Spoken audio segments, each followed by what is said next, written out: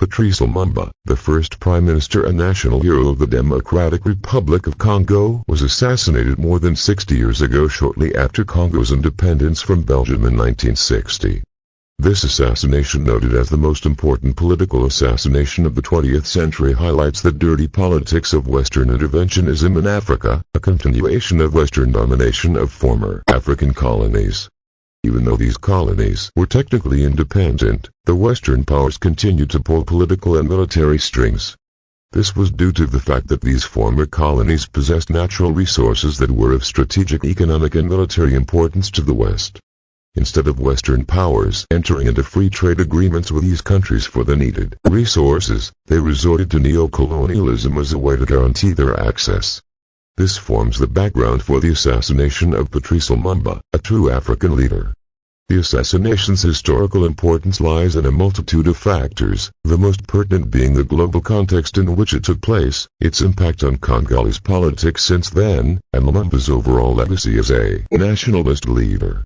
For 126 years, the US and Belgium played a key role in shaping the future of the Congo. Before the Berlin Congress of 1884, the US was the first country to recognize the right of King Leopold of Belgium to the Congo, and when the genocidal atrocities that followed said possession came to light, the US was among the countries that pushed for Congo to be taken over, formerly as a colony, by Belgium. The US acquired strategic interests in the Congo with the discovery of large uranium deposits, ingredients used in making atomic weapons which were critical to the US defeat of Japan in World War II.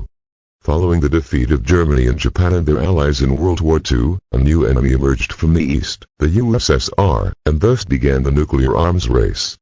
The US feared that Congo's strategic natural resources would fall into the hands of the USSR, seeing that the Soviets supported many independent movements in Africa, including in the Congo. The US could naturally not let this happen. It is in this regard that Patrice Lumumba's determination to achieve genuine independence and have full control over Congo's resources to utilize them to improve the living conditions of the Congolese people was perceived as a threat to Western interests.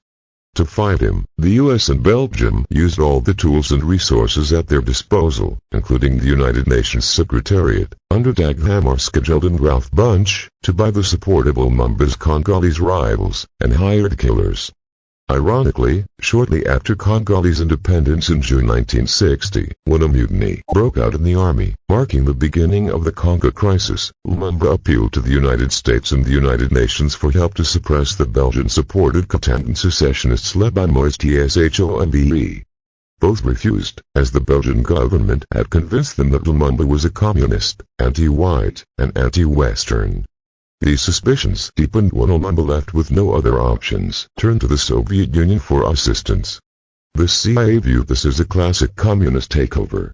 This led to growing differences with President Joseph Kessavoud and Chief of Staff Joseph Désiré Mobutu, as well as with the United States and Belgium.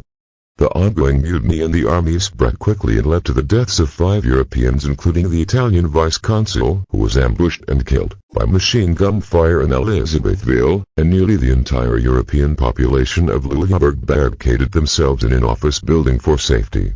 About 24 Europeans were murdered in the mutiny. Lumumba and President Kessavoud toured the country to promote peace and appoint new commanders. Most Europeans in Congo fled to Katanga province, a province that contained most of the country's natural resources. On the 10th of July 1960, Belgium sent 6,000 troops to Congo, a move that angered Lumumba. Lumumba, however, accepted their presence so long as they acted only to protect their citizens and obeyed Congolese military order.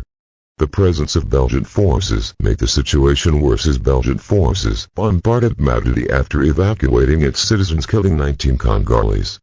This greatly inflamed tensions, leading to renewed Congolese attacks on Europeans. Shortly thereafter, Belgian forces moved to occupy cities throughout the country, including the capital, where they clashed with Congolese soldiers. The state of Katanga declared independence under regional premier Moise Tshombe on July 11, 1960, with support from the Belgian government and mining companies such as Union Minier. Lumumba sent a protest of the Belgian deployment to the United Nations, requesting that they withdraw and be replaced by an international peacekeeping force. Despite the arrival of troops, unrest continued. On July 14, Lumumba and Kessavoet broke off diplomatic relations with Belgium. Frustrated at dealing with the West, they sent a telegram to Soviet Premier Nikita Khrushchev, requesting that he closely monitor the situation in the Congo. In a strange turn of events, President Kessavoet, fearing that a Lumumba's coup d'état would take place, announced over the radio on the 5th of September 1960 that he had dismissed Lumumba and 6 of his ministers from the government for the massacres in South Kasai and for involving the Soviets in the Congo. Upon hearing the broadcast, Lumumba went to the national radio station, which was under on guard. Lumumba announced his dismissal over the radio as illegitimate, and in turn, labeled Kessavoet a traitor and declared him deposed. This infighting in Lumumba's government served as justification for Colonel Mobutu to carry out a coup of his own, suspending the government till December 31, 1960 until the politicians had resolved their differences. Mobutu ordered all Eastern Bloc countries to close their embassies. Lumumba, surprised by this coup, traveled to meet Mobutu at Camp Leopold to try and change his mind. This did not happen.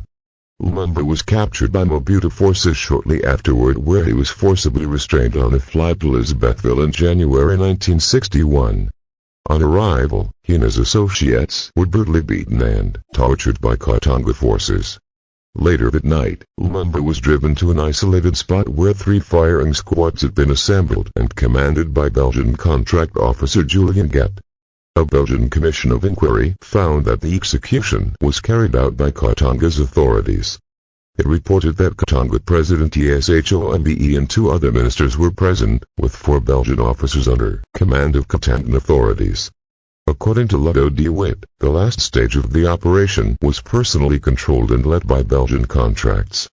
Katangan Police Commissioner Frans Verscher, who had operational command, led Lumumba and the other 2 to their place of execution, where Guet ordered the firing. Lumumba, Mpolo, and Ekato were lined up against a tree and shot one at a time. Lumumba was initially buried in a shallow grave, but his body was later dug up and dissolved in sulfuric acid. Before this murder of Lumumba, the U.S. government had devised an assassination plot against Lumumba with poison which did not materialize. In 1975, the Church Committee went on record with the finding that CIA Chief Allen Dulles had ordered Lumumba's assassination as an urgent and prime objective. While the U.S. government was not directly involved in the murder of Lumumba, U.S. fear of his alleged communist ties catalyzed the events that led to his assassination by Belgian and rebel Congolese forces. If you like this video from Critical Historian, like, share, and subscribe to the channel.